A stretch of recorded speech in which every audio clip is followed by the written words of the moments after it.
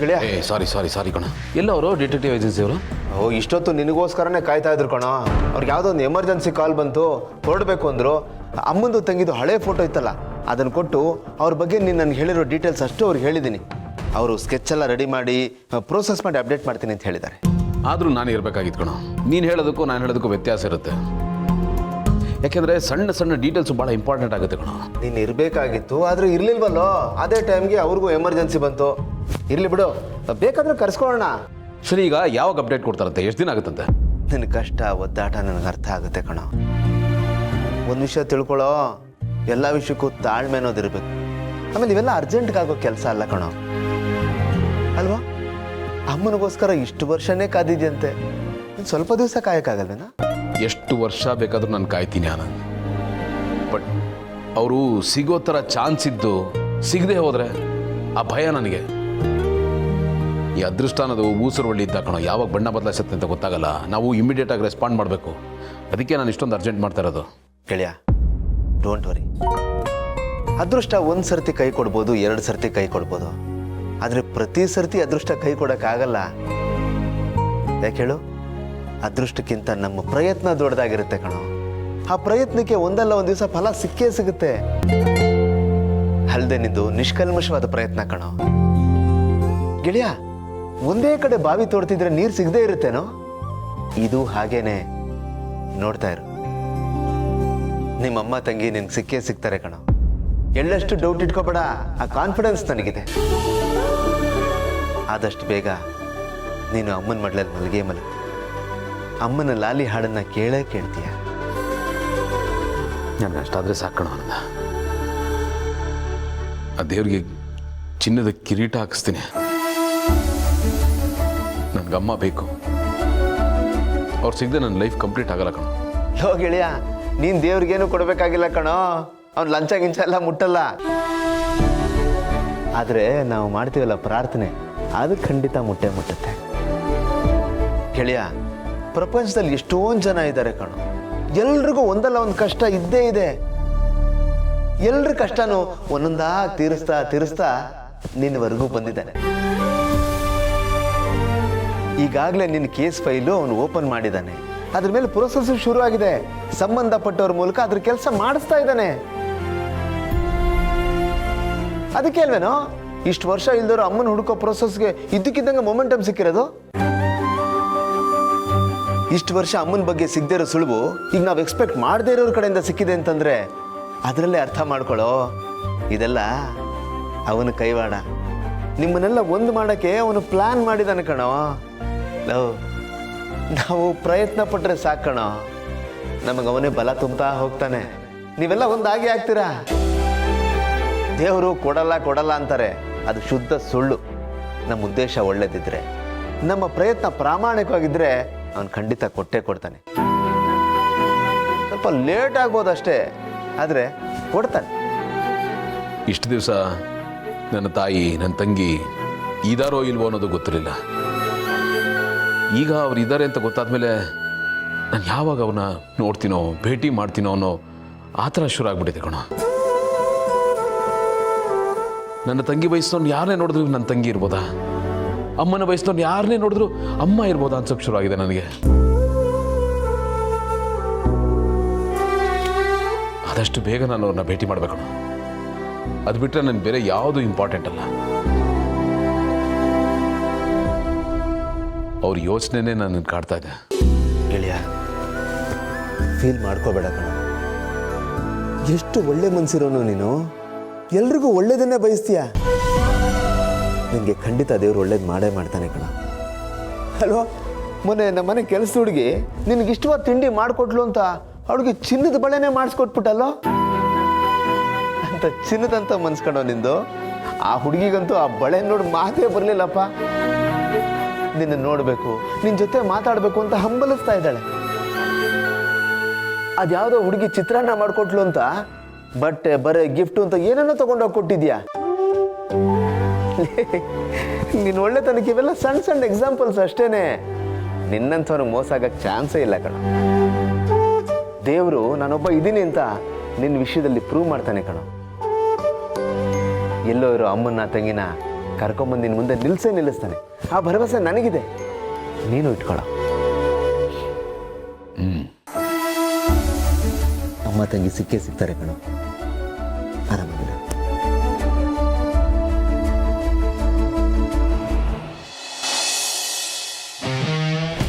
ಆ ಸ್ಕೂಟ್ರ್ ತಗೊಂಡು ಆ ಫೋನ್ ಬಿಚ್ಚದ ಅದ. ಆಯ್ತಣ್ಣ.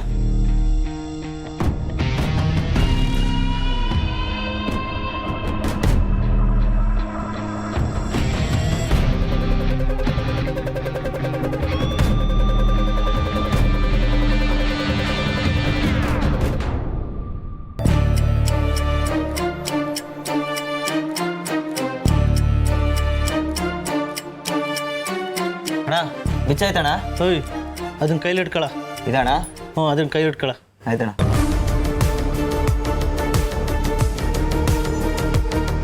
ಓಯ್ 2 ವೈರು ಟಚ್ ಮಾಡಬೇಡ, ಢಮ್ ಅನ್ನುತ್ತೆ. ಅಣ್ಣ ಹ್ಞೂ ಈ ಬಾಂಬು ಹೆಂಗಣ್ಣ ಕೆಲಸ ಮಾಡ್ತದೆ? ಹೆಂಗ್ ಕೆಲಸ ಮಾಡ್ತಿದೆ ಅಂತ ಕೇಳ್ದ? ಈ ಬಾಂಬನ್ನ ಈ ಫೋನ್ಗೆ ಫಿಟ್ ಮಾಡ್ತೀನಿ. ಮಾಡ್ಬಿಟ್ಟು ಫೋನ್ ಬರುತ್ತೆ, ಫೋನ್ ಮಾತಾಡ್ತಾರೆ, ಈ ರಿಸೀವರ್ನ ಕೆಳಗಡೆ ಇಟ್ಟು ಕೈ ತೆಗ್ದ ನಡ್ಕೆ ಟಮ್ ಅಂದ್ಬಿಡುತ್ತೆ. ಹೌದಣ್ಣ. ಮಗ ಅಣ್ಣ ಒಳ್ಳೆ ಡೀಲ್ ಕಣ, ಲೈಫ್ ಸೆಟ್ಲ್ ಆಯ್ತು ಅಂತಿಂತು. ಹೌದಣ್ಣ. ಹ್ಞೂ ಹೊಡಿಲಿ ಬಾಂಬ. ಮಗ ಅಣ್ಣ ಅವು 2 ವೈರ್ ಟಚ್ ಮಾಡು. ಇವಣ್ಣ. ಹ್ಞೂ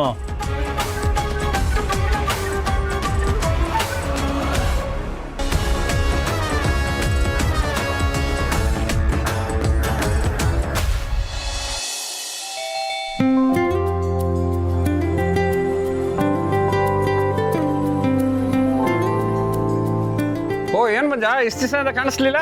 ಅಣ್ಣ ಅಮ್ಮಂಗೆ ಹುಷಾರಿಲ್ಲ, ಊರಿಗೆ ಹೋಗಿದ್ದೆ. ಹೌದಾ? ಇವಾಗ ಹೇಗಿದ್ದಾರೆ? ಪರವಾಗಿಲ್ಲ ಅಣ್ಣ. ಚೆನ್ನಾಗಿದ್ದಾರೆ. ಹಾ. ಸರಿ.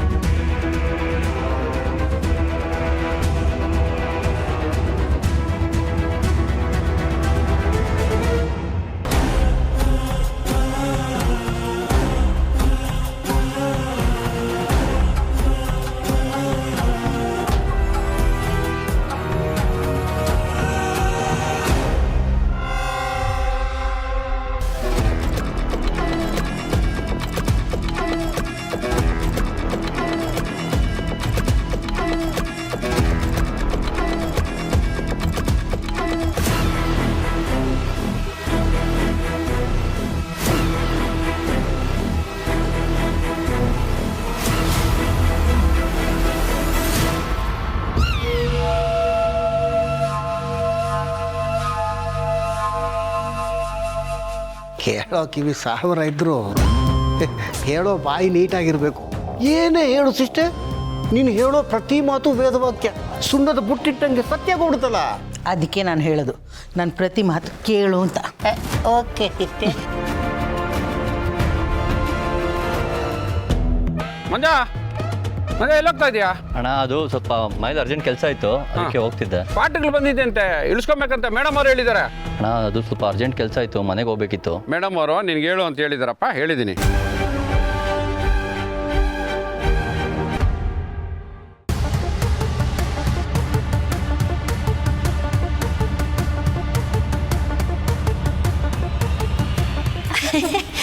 ಏನಿದು ಇಷ್ಟು ದೊಡ್ಡ ಬಾಲ್ ತಗೊಂಡು ಎಲ್ಲಿ ಹೋಗ್ತಿದ್ಯಾ?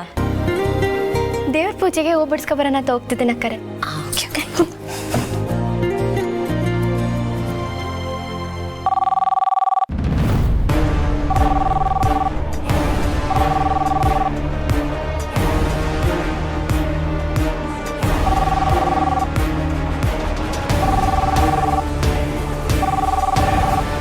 ಈಗ ಯಾವ ಸಿಸ್ಟರ್ ಇದು ಲ್ಯಾಂಡ್ಲೈನಿಗೆ ಫೋನ್ ಮಾಡೋಣ? ಮಲ್ಲಿ ನಾನು ನೋಡ್ತೀನಿ. ಅದಕ್ಕೆ ನಾನು ನೋಡ್ತೀನಿ. ಥ್ಯಾಂಕ್ ಯು ಪಾರ್ಥ ಅವರೇ.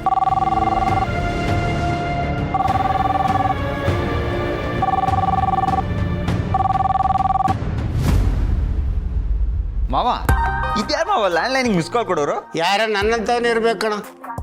ಕರೆಕ್ಟಾಗಿ ಹೇಳಿದ್ರಿ ನೋಡಿ. ಬೇಕಿತ್ತ ಸುಮ್ಮನೆ ಬಾಯಿ ಮುಚ್ಕೊಂಡು ಕೂತ್ಕೊಳಕ್ಕಾಗಲ್ವಾ? ಇನ್ನು ಅದನ್ನೇ ಮಾಡ್ತೀನಿ ಸಿಸ್ಟರ್. ಮಕ್ಕಳ ಹತ್ರ ಕೇಳಿಸ್ಕೊತೀಯ.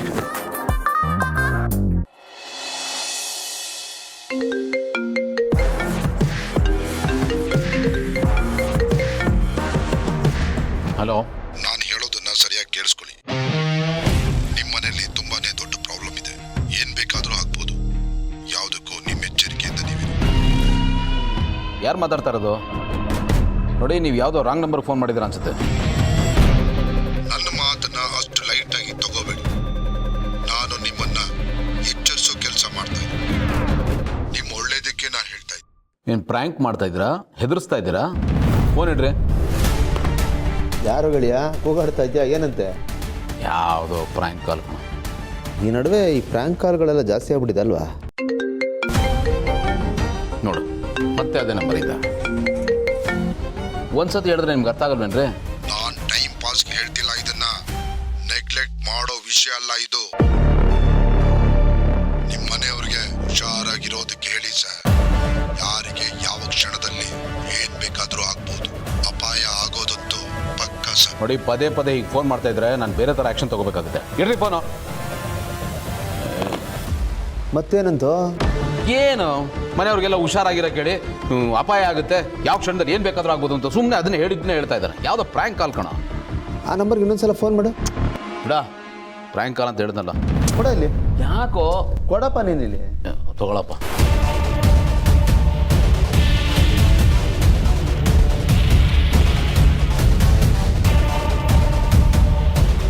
ಫೋನೇ ತೆಗಿತಾ ಇಲ್ವಲ್ಲ? ಹೇಳದ್ನಲ್ಲ ಯಾವುದೋ ಪ್ರ್ಯಾಂಕ್ ಕಾಲ್ ಕೊಡ. ನಾವ್ಯಾಕೆ ತಲೆ ಕೆಡಿಸ್ಕೊಂಡು?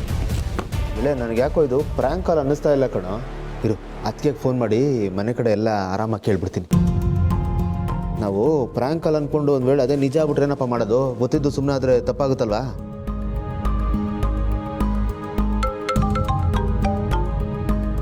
ಹಲೋ ಆನಂದ್ ಅವರೇ, ಹೇಗಿದ್ದೀರಾ?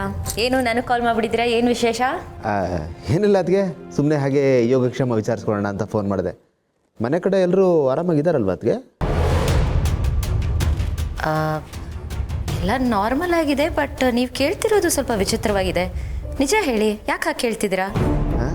ಅದು ಈಗ ನಾನು ಹೇಳೋದನ್ನು ಕೇಳಿ ಗಾಬರಿ ಆಗಬಾರ್ದು. ನೀವು ಸ್ವಲ್ಪ ಸಮಾಧಾನವಾಗಿ ಕೇಳಿಸ್ಕೊಳ್ಳಿ. ಸರಿ ಹೇಳಿ. ಅದೇನಿಲ್ಲ, ಈಗ ಗೆಳೆಯನ್ಗೆ ಒಂದು ಫೋನ್ ಬಂದಿತ್ತು, ನಿಮ್ಮ ಮನೆಯವ್ರಿಗೆ ಅಪಾಯ ಇದೆ ಜೋಪಾನ ಅಂತ. ಅದಕ್ಕೆ ವಿಚಾರಿಸ್ಕೊಳ್ಳೋಣ ಅಂತ ಕಾಲ್ ಮಾಡಿದೆ ಅಷ್ಟೇ. ಆ ಥರದ್ದೇನೂ ಇಲ್ವಲ್ಲ, ಎಲ್ಲನೂ ನಾರ್ಮಲ್ ಆಗೇ ಇದೆ. ಅಪಾಯ ಅನ್ನೋ ಥರದ್ದು, ಅನ್ಯೂಶಲ್ ಅನ್ನೋ ಥರದ್ದು ಏನೂ ಇಲ್ವಲ್ಲ. ಈ ಕಾಲ್ ಮಾಡಿದವರು ಏನಾಗುತ್ತೆ ಅಂತ ಹೇಳಿದ್ರು? ಇದು ಸ್ಪೆಸಿಫಿಕ್ಕಾಗಿ ಏನು ಅಂತ ಹೇಳಲಿಲ್ಲ, ಸುಮ್ಮನೆ ಅಪಾಯ ಅಂತ ಏನೋ ಹೇಳಿದಾನೆ ಅಷ್ಟೇ. ಏನು ಎತ್ತ ಏನೂ ಗೊತ್ತಿಲ್ಲ ಅದಕ್ಕೆ. ಯಾವುದಕ್ಕೂ ನೀವು ಸ್ವಲ್ಪ ಹುಷಾರಾಗಿ. ಗೌತಮ್ ಅವರೆಲ್ಲಿ? ಇಲ್ಲೇ ಇದ್ದಾರೆ. ಫೋನ್ ಬಂದು ಸ್ವಲ್ಪ ಟೆನ್ಷನ್ ಆಗಿದ್ದ, ಅದಕ್ಕೆ ನಾನೇ ಕಾಲ್ ಮಾಡ್ತಾ ಇದ್ದೀನಿ. ನಿಮಗೆ ಗೊತ್ತಲ್ಲ ಅವನ ಬಗ್ಗೆ, ಅದಕ್ಕೆ ನಾನೇ ಕಾಲ್ ಮಾಡಿದೆ. ಅದಕ್ಕೆ ನೀವು ಹುಷಾರಾಗಿರಿ, ಮನೆಯವ್ರ ಕಡೆನೂ ಸ್ವಲ್ಪ ಹುಷಾರಾಗಿ ನೋಡ್ಕೊಳ್ಳಿ. ಅದು ಒಂದು ಕೆಲಸ ಮಾಡಿ, ಅದಕ್ಕೆ ಈ ಸೆಕ್ಯೂರಿಟಿ ಹತ್ರ ಹೋಗಿ. ಈಗ ಅಲ್ಲಿ ಮನೆ ಸುತ್ತಮುತ್ತ ಅನುಮಾನಾಸ್ಪದವಾಗಿ ಯಾರಾದರೂ ಓಡಾಡ್ತಿದಾರ ಅಂತ ಸ್ವಲ್ಪ ಚೆಕ್ ಮಾಡಿ ಹೇಳಿ ಅದಕ್ಕೆ. ಓಕೆ, ನೀವು ಲೈನಲ್ಲೇ ಇರಿ, ನಾನು ವಿಚಾರಿಸ್ತೀನಿ. ನಾವು ಹಿಂಗೂ ಮಾಡೋಕ್ಕೆ ಕೆಲಸ ಇಲ್ಲ.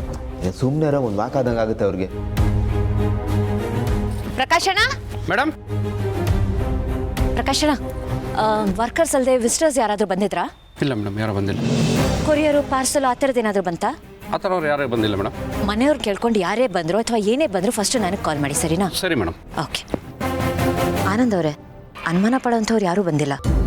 ಸರಿ ಅದಕ್ಕೆ, ಒಳ್ಳೇದಾಯಿತು. ಯಾವುದಕ್ಕೂ ಹುಷಾರಾಗಿರಿ ಅದಕ್ಕೆ. ಸರಿ, ಓಕೆ ಆನಂದ್ ಅವ್ರೆ, ಥ್ಯಾಂಕ್ ಯು. ಏನಿಲ್ಲಂತಪ್ಪ. ಅತ್ತೆ, ಮಲ್ಲಿ, ಅಪ್ಪಿ. ಭೂಮಿಕಾ, ಅದೇನು ಸೈರನ್ ಥರ ಕಿರ್ಚ್ಕೊತಾ ಇದೆಯಲ್ಲಮ್ಮ, ಏನಾಯ್ತು? ಅದು ಒಂದು ಸ್ವಲ್ಪ ಪ್ರಾಬ್ಲಮ್ ಆಗಿದೆ ಅಂಕಲ್. ಪ್ರಾಬ್ಲಮ್? ಹಾಂ, ಆನಂದ್ ಅವ್ರು ಕಾಲ್ ಮಾಡಿದ್ರು. ಗೌತಮ್ ಅವ್ರಿಗೆ ಯಾರೋ ಒಬ್ರು ಕಾಲ್ ಮಾಡಿದ್ರಂತೆ. ಮನೆಯವ್ರಿಗೆ ಅಪಾಯ ಇದೆ, ಎಲ್ಲರೂ ಹುಷಾರಾಗಿರಕ್ಕೆ ಹೇಳಿ ಅಂತ ವಾರ್ನ್ ಮಾಡಿದ್ರಂತೆ. ಆನಂದ್ ಅವರು ಈ ವಿಷಯನ ನಿಮ್ಮೆಲ್ರಿಗೂ ತಿಳಿಸ್ಬೇಕು ಅಂತ ಹೇಳಿದ್ರು. ಎಲ್ಲರೂ ಸ್ವಲ್ಪ ಎಚ್ಚರಿಕೆಯಲ್ಲಿರಿ ಅಂತ ಹೇಳಿದ್ರು. ಏನು ಪ್ರಾಬ್ಲಮ್? ಏನು ಪ್ರಾಬ್ಲಮ್ ಅಂತ ಏನಾದರೂ ಹೇಳಿದ್ನ ಅವನು? ಇಲ್ಲ ಅತ್ತೆ, ಅಪಾಯ ಇದೆ, ಹುಷಾರಾಗಿರಿ ಅಂತ ಹೇಳಿದ್ರಂತೆ ಅಷ್ಟೇ. ಏನು ಅಪಾಯ? ಏನಿರ್ಬೋದು? ಸಿಸ್ಟರ್, ಅನಗತ್ಯ ವಿಚಾರಗಳಿಗೆ ಅಗತ್ಯಕ್ಕಿಂತ ಜಾಸ್ತಿ ತಲೆ ಕೆಡಿಸ್ಕೋತಿಯಲ್ಲ.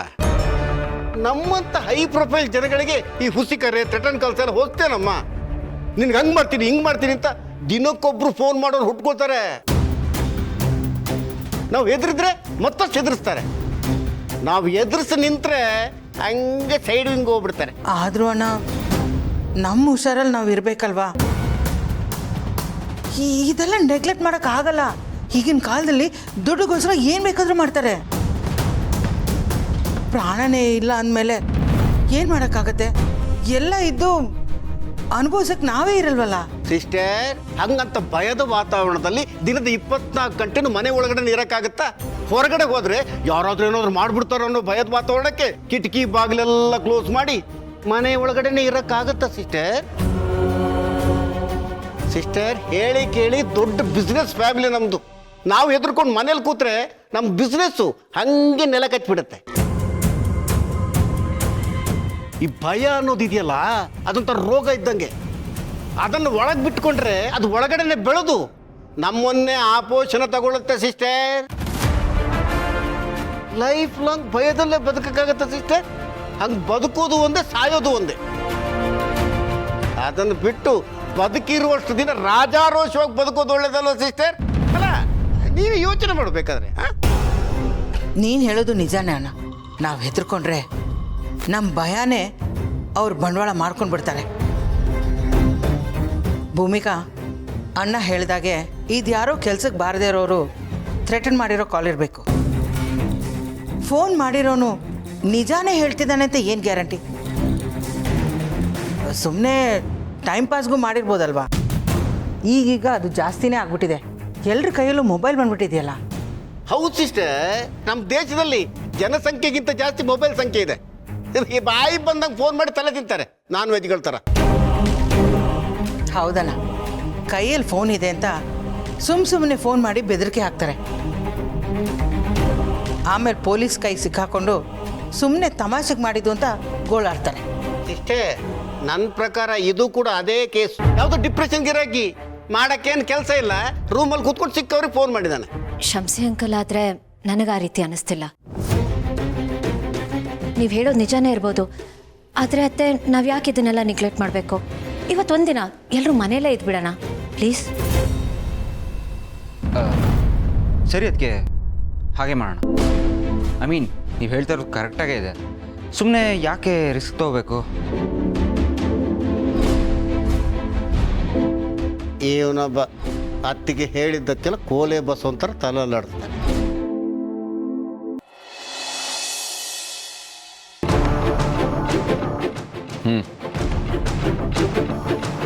ಇಲ್ಲೋಡ ಆನಂದ, ಕೆಲಸ ಮಾಡೋದು ಬಿಟ್ಟು ಏನೋ ಯೋಚನೆ ಮಾಡ್ತಾ ಇದೆಯಾ? ಅದು ಯಾವುದೋ ಫೋನ್ ಬಂದಿತ್ತಲ್ಲೋ, ಏನೋ ಅಪಾಯ ಇದೆ ಅಂತ. ಅವನು ಯಾರು ಏನು ಅಂತ ಯೋಚನೆ ಮಾಡ್ತಾ ಇದ್ದೀನಿ ಕಣ. ಅಪ್ಪ, ಅಂತ ಟೆನ್ಷನ್ ಎಲ್ಲ ಏನೂ ಇಲ್ಲ ಕಣ. ಏನೋ ಆಗುತ್ತೆ ಅಂತ ಹೇಳೋನ್ಗೆ ಏನಾಗುತ್ತೆ ಅಂತ ಗೊತ್ತಿರಲ್ವಾ? ಸುಮ್ಮನೆ ಫೋನ್ ಮಾಡ್ದ, ಮನೆಯವ್ರಿಗೆ ಕೇರ್ಫುಲ್ ಆಗಿರೋ ಕೇಳಿ, ಅಪಾಯ ಇದೆ, ನಾನು ನಿಮ್ಮ ಒಳ್ಳೇದಕ್ಕೆ ಕೇಳ್ತಾ ಇದ್ದೀನಿ ಅಂತ ಬಡ ಬಡ ಬಡ ಅದು ಇದು ಎಲ್ಲ ಹೇಳಿ ಫೋನ್ ಇಟ್ಟ. ಸುಮ್ಮನೆ ತಲೆ ಕೆಡಿಸ್ಕೊಬೇಡ ಕಣ, ಪ್ರ್ಯಾಂಕ್ ಅಲ್ಲ ಅಂತ ಹೇಳಿದ್ನಲ್ಲ. ಒಂದು ವೇಳೆ ಇದು ನಿಜ ಆಗ್ಬಿಟ್ಟಿದ್ರೆ? ಲವ್, ಅವನಿಗಿಂತ ಜಾಸ್ತಿ ನೀನು ಹೆದರ್ಸ್ತಾ ಇದೆಯಾ ಕಣ. ಈಗ ಭೂಮಿಕಾಗೆ ಫೋನ್ ಮಾಡಿ ಹುಷಾರಾಗಿರಿ ಅಂತ ಹೇಳಿದ್ಯಾ ತಾನೆ? ಸೆಕ್ಯೂರಿಟಿ ಎಲ್ಲ ಸರಿಗೇ ಇದೆ, ಏನು ಪ್ರಾಬ್ಲಮ್ ಇಲ್ಲ. ಯಾಕೆ ಟೆನ್ಷನ್ ಮಾಡ್ಕೋತಾ ಇದ್ದೆ ನೀನು?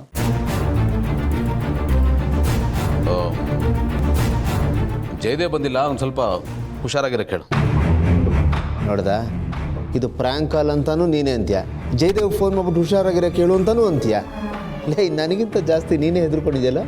ಈಗ ಸುಮ್ಮನೆ ಫೋನ್ ಮಾಡಪ್ಪ.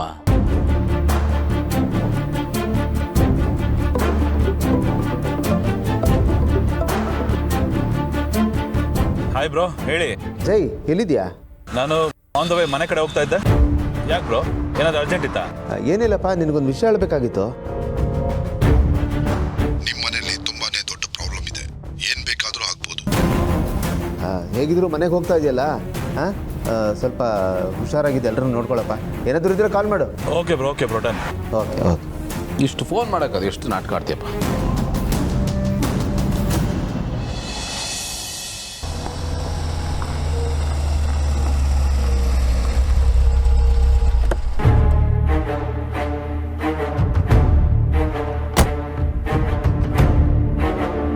ಆನಂದು ನಿಮ್ಮ ಮನೇಲಿ ಏನೋ ಪ್ರಾಬ್ಲಮ್ ಆಗತ್ತೆ ಅಂತ ಯಾರೋ ಕಾಲ್ ಮಾಡಿ ಹೇಳಿದ್ರು ಅನ್ನಲ್ಲ, ಏನಿರ್ಬೋದು?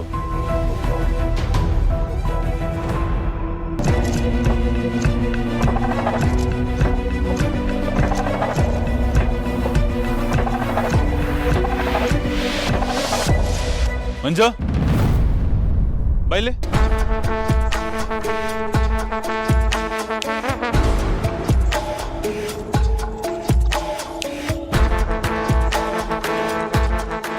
ಎಲ್ಲೋ ಹೊಟ್ಟೆ ಮಂಜು?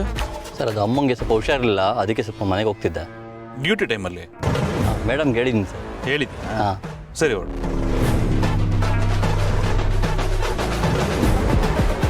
ಮಂಜು ಒಂದು ನಿಮಿಷ ಬೈಲಿ.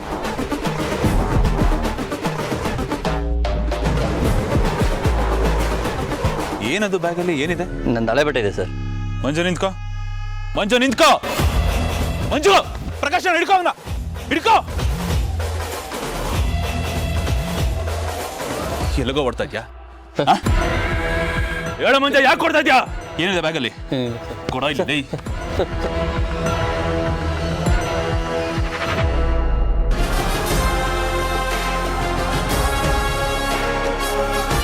ನಮ್ಮನೆ ಲ್ಯಾಂಡ್ಲೈನ್ ತಗೊಂಡು ಎಲ್ಲಿಗೆ ಹೋಗ್ತಾ ಇದ್ಯೋ? ಮಂಜ ಸಾಕ್ಬಿಡ್ತೀನಿ, ನಿಜ ಹೇಳು, ತಗೊಂಡು ಎಲ್ಲಿಗೆ ಹೋಗ್ತಾ ಇದ್ಯಾ? ಮಂಜ ನಿಜ ಹೇಳು, ಹೇಳೋ ನಿಜ. ಎಲ್ಲಿ ಲ್ಯಾಂಡ್ಲೈನ್ ತಗೊಂಡು ಎಲ್ಲಿಗೆ ಹೋಗ್ತಾ ಇದ್ಯೋ? ಮಂಜ, ನನಗೆ ಇನ್ಫಾರ್ಮೇಶನ್ ಬಂದಿದೆ, ನಮ್ಮ ಮನೇಲಿ ಏನೋ ಪ್ರಾಬ್ಲಮ್ ಆಗುತ್ತೆ ಅಂತ. ಮಂಜ ಬಾಯ್ ಬಿಡು, ಇಲ್ಲಾಂದ್ರೆ ಹೇಳು. ಅದು ಹೋಗೋ. ಈ ಬಾಂಬನ್ನ ಈ ಫೋನ್ಗೆ ಫಿಟ್ ಮಾಡ್ತೀನಿ. ಫೋನ್ ಬರುತ್ತೆ, ಫೋನ್ ಮಾತಾಡ್ತಾರೆ, ಈ ರಿಸೀವರ್ನ ಕೆಳಗಡೆ ಇಟ್ಟು ಕೈ ತೆಗ್ದ ನಟ್ಕೆ ಟಮ್ ಅಂದ್ಬಿಡುತ್ತೆ.